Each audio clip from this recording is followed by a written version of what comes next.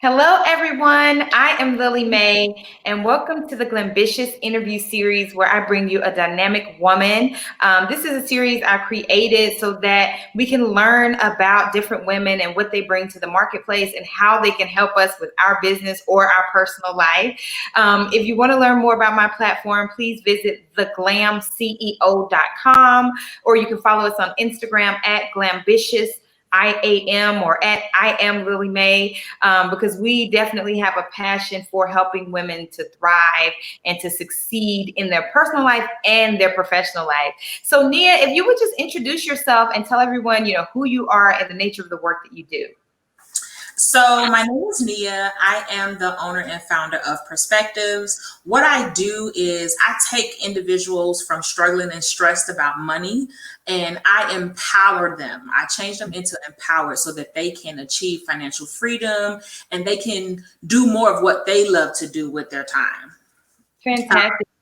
I started Perspectives, I'm going to say maybe 4 to 5 years ago. What I do is I have courses, I do professional speaking, I'm an author, I'm also a certified financial education instructor. So I teach workshops and things. Of course, before, what's going on now, I went around the world and taught at different conferences or workshops and things like that. Now I'm more virtual. Gotcha. So tell me, what's one of the main, I guess, 1 or 2 challenges that you see most frequently with the people you work with? So most commonly, I would say budgeting. I feel like we've made budgeting a bad word, almost like taboo to talk about. And then I find that a lot of people like really focus on the actual tool of budgeting and make it more complicated than it has to be.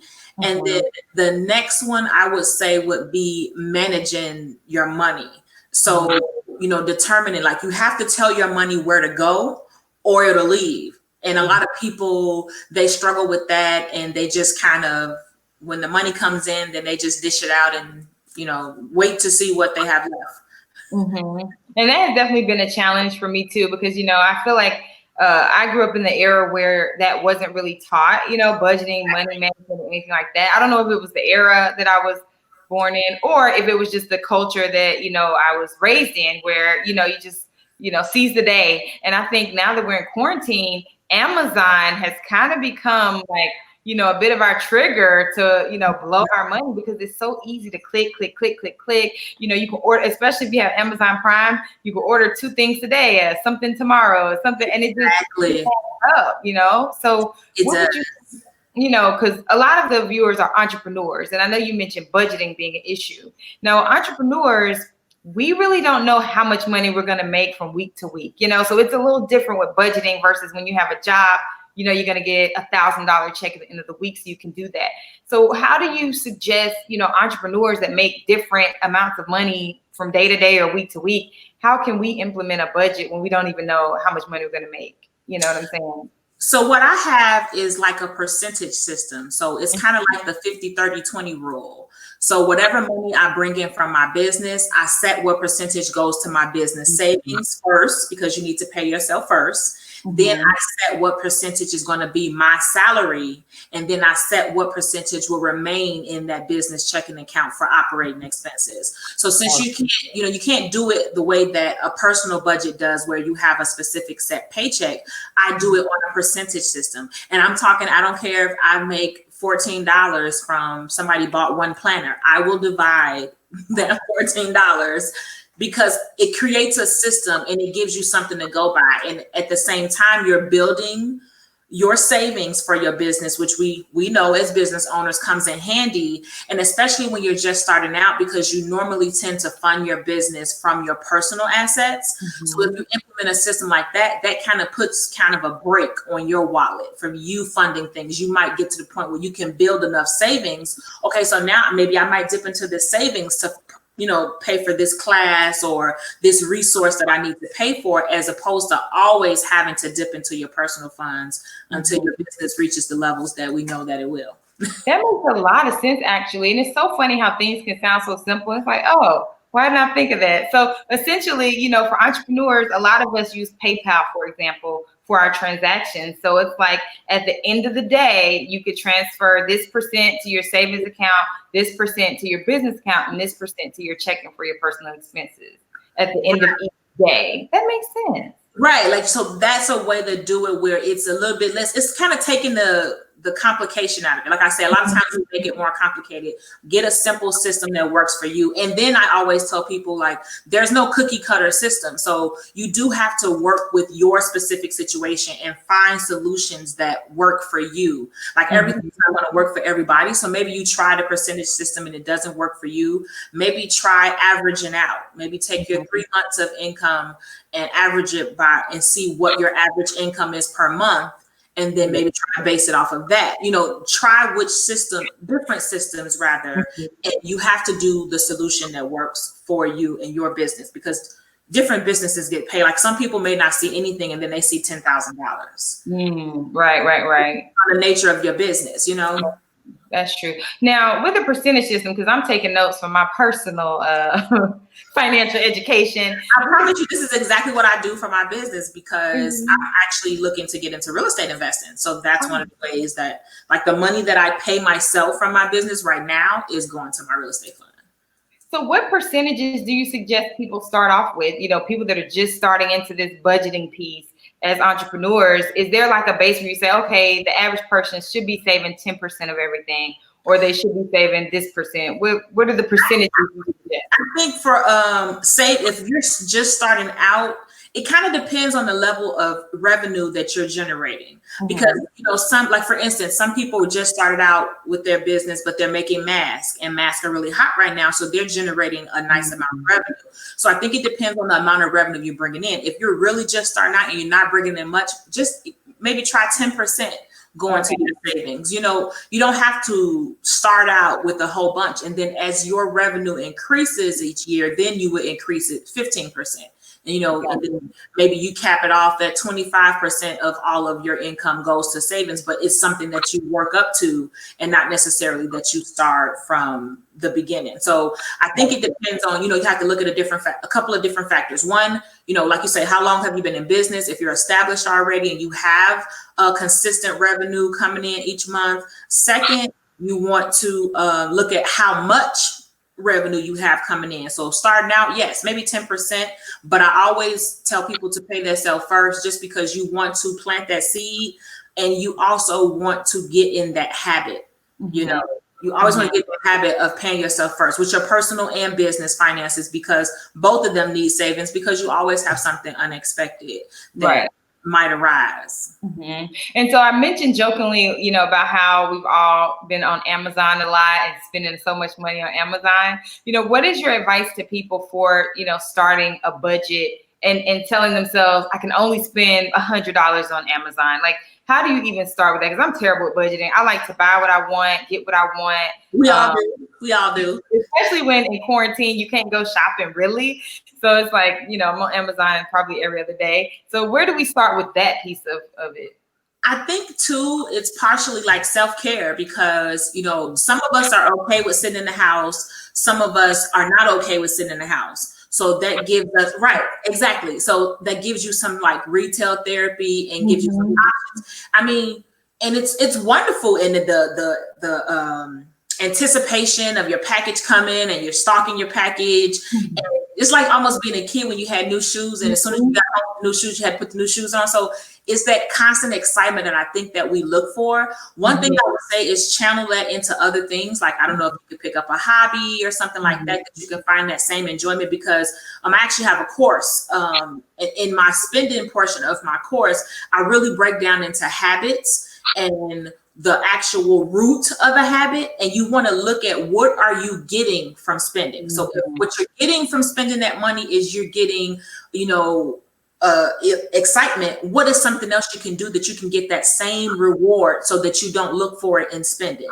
And then I also tell people, erase all your credit cards from Amazon. Only allow your debit cards. So that if you don't have the cash to purchase it, then you're not purchasing it, because it's great and it gives you that, you know, I guess you could say 5 minutes of excitement, but when you're spending money that you don't really have, that excitement will be very short-lived. So it's kind of like finding that balance. Like nobody says that you can't spend any money or you can't, you know, do anything, but it's a struggle finding that balance. And that's why, you know, sometimes you seek assistance and you need somebody like more of accountability, or you need like some type of program to go through. Sometimes it's a matter of you speaking with your circle and letting your circle know, and they can hold you accountable. Because I'm actually doing a series right now on my YouTube channel where I'm interviewing different people, and just talking about their journeys with money. They're good, they're bad, you know, just talking about it, because just to highlight regular individuals and what we deal with money. And I promise you, every friend of mine I have interviewed was like, oh my God, but talking to you, like, because don't tell me that you want to do something. Because if you tell me that you want to do it, you better be prepared to do it, because I'm going to be on you. Right. You go work out today. Oh, so that means you're planning on doing it later. Like, I'm not going to let you just say, oh, well, no, I didn't do it. Like, I'm going to follow through. So sometimes you might need, or I always tell people, let your children know. Yeah. If you have children, because they will hold you to it when it's related to you. Now, it's related to them, they might forget that you're not supposed to be buying things. They will remind you, but I thought you said you wasn't buying any more shoes. You're like, shut up. But they will remind you and give you that little checks and balances sometimes that you need. Right. I think that's great advice, actually, to get some type of accountability partner. And, you know, particularly in this season, I think we need different accountability partners for different facets of life, because it's, you know, we're so confined. And so a lot of our goals are falling by the wayside, whether it be fitness goals, finance goals, business goals, you know, so whatever area that you can honestly say, oh, I'm falling off in that area, I think it's a good idea to get either an expert like yourself to come in and build a system, or, you know, to find like an accountability partner, like you said, and a friend or someone that can kind of keep you motivated and hold you accountable. So when you're not helping people get their money together, you know, what else are you doing? Like, tell us a little bit about who you are outside of the work piece of it all. So I'm actually a single parent of a 19-year-old. Oh, wow. Yeah, first year college student. So we're trying to get her through undergrad debt free. Team no loans. Seriously, I love to travel. Like, so that's the one thing about COVID that has affected me. Like, normally I'm here, I'm a budget traveler. So I travel and, you know, country hop and do different things. Like, that's where I find my peace. I'm not a big shopper, except when it comes to flights. So I love to travel. I love music, dancing, soca. So like, I go to Carnival in Trinidad every year. I'm jealous, because I've never been to Carnival, and this was the year that I thought I would go to Carnival for the first time. Well, then you got to go in 2022. You said not even 2021. Because we don't know if 2021 is going to happen. They might not have let the U.S. in 2021. So we're waiting right now to kind of hear if they're going to let us in, because I'm booked. Right. You book when you leave for the next year. That's true. And to your point about that, because I've seen people start to plan trips for 2021, and I'm like, I'm not sure that's a good idea just yet. You know, so I think I'm with you on the 2022 part of planning to travel again, which, you know, when you think about it, we're halfway through 2020, so time will fly and we will be back. Like, this year has been really fast. But yeah, that's what I normally like to do. Music. I love to dance. I run on soca. I love soca music. And then, of course, like friends and family. I'm really like family and friend oriented. So most of the time I'm with like my friends. We're doing something even simple. We do, like, since COVID, we've been doing like Zoom game nights, which have been so fun. Like, we did Pictionary. It was the funniest stuff. Trying to draw with the mouse. Oh my God. I was going to say, what kind of games can you play on Zoom? Because I was like, so we did Family Feud, and she like created a PowerPoint that had the buzzer and everything.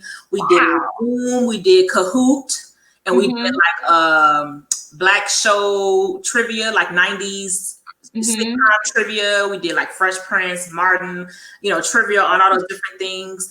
It's a game called Culture Tags, which is a good one. I think Kev on Stage played it too. It's Black owned. And you basically, it's like acronyms that we use, that mothers use, you know, have used, and you hold it up and then everybody has to guess it. So it's actually a lot of options, and you can have a lot of people. And we did it like on every Saturday at 7. And yeah, had your drinks, and it kind of was, it was in the beginning of the thing we really first started doing it, but it was extremely fun. We had a ball. We laughed so hard through a Pictionary. We had tears in our eyes. Like, you never would think that it would be so much fun, but when you see how much people can't draw, and then it is fun. It was really fun. That's a great idea. I think this is definitely the season for creativity. And it's free. So you can stay in budget. By playing games virtually with your friends and family. I love it. So, if you could go back 10 years ago, or, I would say 10 years ago when you're in that space in your business, whatever that was, what advice would you go back and tell yourself 10 years ago as it relates to, starting a business or growing a business? For one, I would say focus my money and time on income generating activities. Because when you first start a business, you seeing all these different things and you're like, oh, I don't have that. I need that in my business. Oh, I need to take that lesson. Oh, I need to sign up for that accelerator program. But it's like they're not really income generating activities. So what you're really doing is just dishing out money and you're not getting anything back. So spend that time and money on income generating activities. Focus on passive incomes, because I feel like a lot of time when we start businesses, we're creating another job. And our goal for creating a business is because we wanted more financial freedom, but we end up just creating another job. So I feel like that's part of, look for passive incomes and things that can make money without you actively doing it. Next, I would say create your business, create a business process. So create a business that can run without you, so that you can be in Belize somewhere and, on vacation, and you're not stressed out because you don't know what's going on and you got to answer this email and you're really not getting that mental break that you're there for. So create something, and just keep this in mind as you're growing your business. Get something that will work without you. And a lot of us, we have the problem that we get so used to, we want our clients to get the quality that we're going to put into our business because this is our baby and nobody can do it like us. Well, you need to get them used to your assistance abilities because you can't service everybody. That puts a cap on your income. You're only one person. So and it's 24 hours in a day. So by you having to do everything, you're putting a cap on the amount of money that your business is allowed to make. Whereas if you have passive incomes working alongside you, you have a business process working alongside you, and you're focusing on your specialty that you can drive home. Now you have 3 vehicles bringing in money to your business as opposed to 1. Is that an area that you also help people with, like building processes with their business? So I don't help people build processes. I do have like a side hustle. I even put the video on YouTube where I give like ultimate, like a whole bunch of side hustles you can start. And then I even have a special slide that lists like all the different passive incomes you can have. So like I have fitness journals. I have a line of fitness journals. I have my book, my online courses. You can do automated webinars that will generate leads that you're not personally having to keep recording them. So the first time you do it, you record it, but then next time have it automated where it's already recorded for you. You see what I'm saying? So put the different systems in place like that, or even like with your email automation. So like when you sign up for my email list, I have a 10-day free master your money challenge. So when you sign up for my email list, you automatically start getting those emails. They're already set up to come to you. I don't have to go touch anything. If you join today and somebody joins tomorrow, you're going to start from day 1 tomorrow. They're going to start from day 1 the day after. Like it's automatic. So that just makes my life a little easier. And that's something less that I don't. I schedule my content. So I pick like a Sunday and I schedule my content out. So all of my content is scheduled. I can focus on other things. So things like that. I don't like help people with that. I work mainly with money. So I do have the side hustle, like that I teach people different side hustles they can come up with and how to come up with side hustles and passive income streams for their business. Because I feel like you said, we weren't really taught that when we were younger. We were taught more so to work. And even when we start businesses, we're not taught about passive income streams. So even when I teach workshops because I teach youth and adults, I teach the children. Like, think about Rihanna.